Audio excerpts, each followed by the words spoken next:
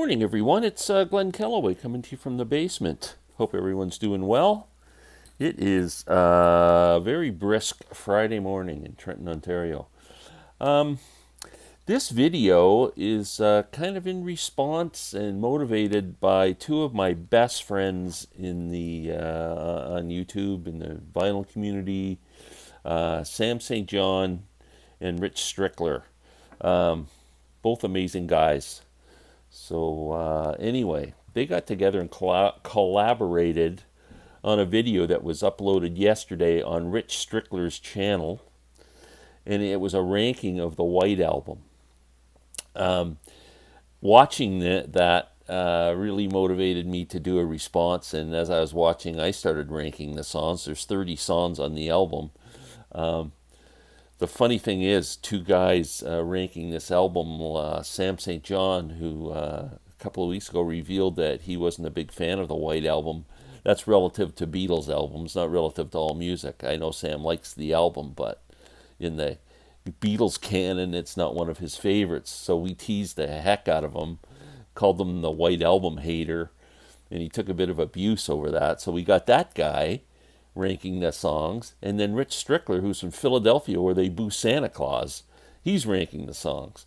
So I'm sitting there, my blood's boiling, and I'm going, "Oh, this is ridiculous! I gotta jump on this." So I'm doing a ranking of the White Albums. Love you both, guys. Just teasing you. So first thing I remember about the White Album was it was released in November 1968. I was 15 years old and a huge Beatles fan. Lived and ate and drank Beatles 24 hours a day. And the day before it was released, the kind of the cool radio station at the time, Chum FM in Toronto, which isn't a cool radio station anymore in the least, that it was like the underground radio station, and they played this album the night before it was released in its entirety. They kind of said they were going to play it, was kind of a lead up to it, that they were going to do it, and it started at 10 p.m. and I remember sitting in my bedroom just glued to this and hearing Back in the USSR and these songs for the first time, just going, wow, this was like, it was just a thrill, and I still vividly remember that. So where do I rank the White Album? My favorite Beatles album, and I think the greatest album of all time, is Sgt. Pepper's Lonely Hearts Club Band. I have a tie for second place. It's 2A and 2B between Revolver and Rubber Soul. They kind of go back and forth. And then after that, probably the White Album, because I think it's interesting and it never gets old to me. It's eclectic. It's got a mixed bag of types of tunes, and yet it all seems to work. It's almost like nothing connects, but it works perfectly. It's just an incredible album. And I like it even more than Abbey Road. Yes, and I love Abbey Road. So without further ado, here are my rankings. Number 30 is not Revolution number 9. It's Good Night. Good Night, I think, is the weakest song on the album. I just think I get it's like the closing part of the album, and I kind of understand that whole mood of it and everything, but I'm just not a big fan of it on that record. Now it's time to say goodnight. So number 29 would be the song that precedes it on the album, is Revolution number 9. I should call it a track rather than a song. It was just a audio collage that is somewhat interesting and somewhat not interesting, and it's I don't skip the track when the album plays. The next is Wild Honey Pie, which is just kind of a stupid little studio thing they did, just fooling around. Number 27, here's where we get into kind of the meat of the actual songs on the album. Those the 30, 29, and 28 are just kind of throwaways. But Obla Di Obla Da, number 27. Not a huge fan. Obla Di Obla Da, life goes on. Brah. Number 26, Birthday. it's got a cool like guitar part and everything to it, but you say it's your birthday. It just kind of grates on your ears after a while. Number 25, The Continuing Story of Bungalow Bill. I didn't realize that Bungalow Bill, took me years to figure this out, that Bungalow Bill was actually a real guy who was out hunting tigers when the Beatles were in India. Number 24, Honey Pie, you were... I like when McCartney does the vaudeville stuff. I know Sam mentioned that in their rankings yesterday, that he enjoys that stuff too. When I'm 64, Honey Pie, even to some of his solo stuff off of Venus and Mars did, You Gave Me the Answer to Love Eternal. I like that stuff. He does a good job on that stuff. Number 23, Everybody's Got Something to Hide Except for Me and My Monkey.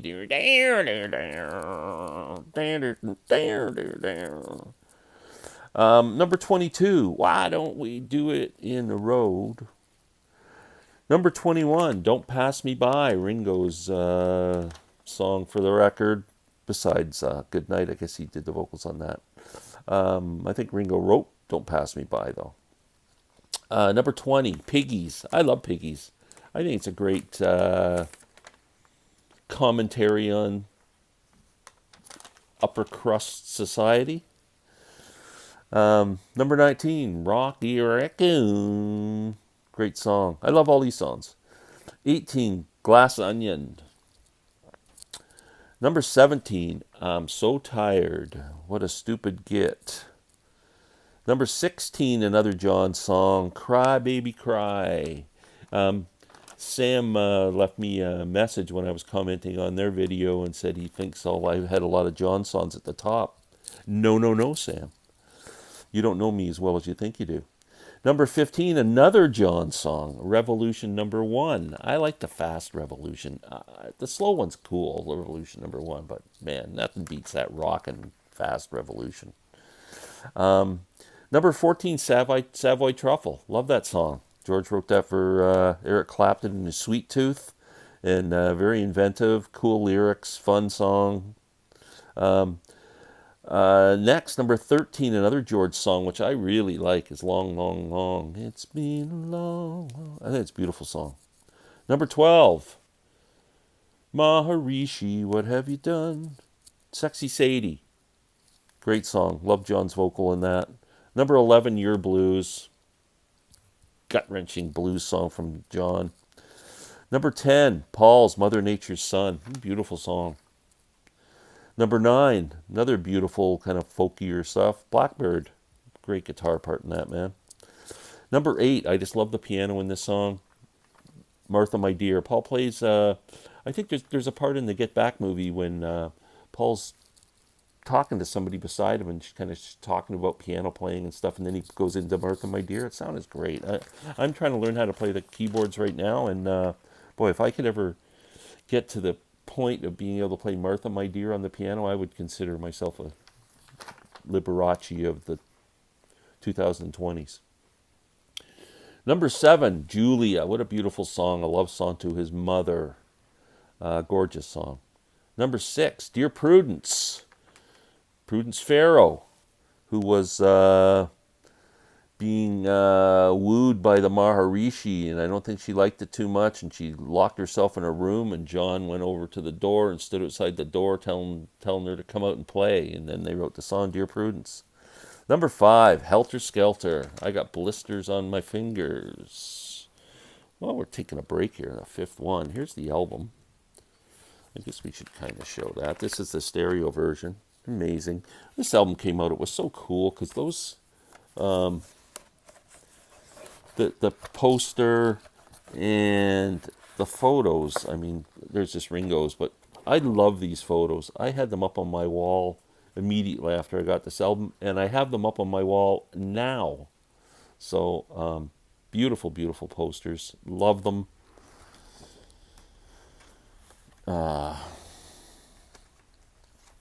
Yeah, great record. Here's the box set, which is fantastic. I don't know if you guys, for those of you who haven't seen it, it was numbered, and it came with a beautiful book and then all the discs are all in there. There's 6 discs, some great outtakes.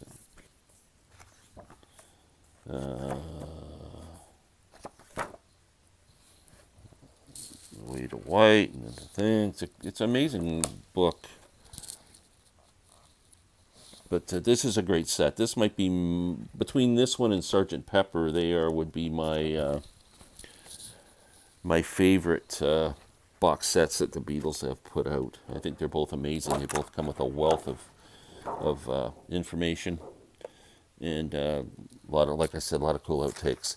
So number 5, the countdown of the top 5.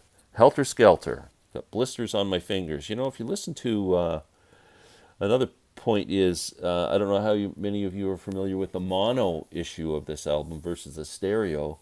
There are a lot of differences in the mixes. It's amazing. Like I think on the mono one, it doesn't even have the "I got blisters on my fingers." I don't think you even hear that. Number 4, beautiful, beautiful song, "I Will," Paul's gorgeous song. Number 3, arguably George's greatest song. I know a lot of people think that. "While My Guitar Gently Weeps," just an incredible song. Eric Clapton playing lead on that. Number 2, "Back in the USSR." The opening track on that song just rocks. I love it. I love the. I think the lyrics were just brilliant. All the Russian things, Georgia on my mind, which kind of tied into Ray Charles's "Georgia on My Mind," but Georgia in the USSR, and my balalaikas ringing out, and amazing, amazing song with the kind of inspired by the Beach Boys, and I just absolutely love "Back in the USSR." Great opening track. My number one song. I don't think this is everyone's number one song by a long shot. "Happiness is a Warm Gun." I've always loved that frickin' song, and inspired when John read I think a article on guns, and the article was called "Happiness is a Warm Gun." I think there's a lot of drug references in that song or something, but I just love John's vocals and love the different parts of the songs. Mother Superior, "Jump the Gun," and "Happiness is a Warm Gun" at the end, "Bang, bang, shoot, shoot." Just a really cool song. So that's my rankings of the White Album. If anybody else wants to keep this going and do a response videos to Sam and Rich, let's keep rocking, because it's such a great album to discuss, and there's so many songs here, and I think everybody's rankings are going to be different, but it's a great album. And so please check out Rich Strickler's channel, check out Sam St. John's channel. I am doing a live chat today with Larry Graves, the Canadian Stud Muffin, on the Canadian Stud Muffin channel at 4 o'clock this afternoon on Friday. Really looking forward to it. And peace out, everyone. Have a wonderful day and a wonderful weekend. And go Raiders.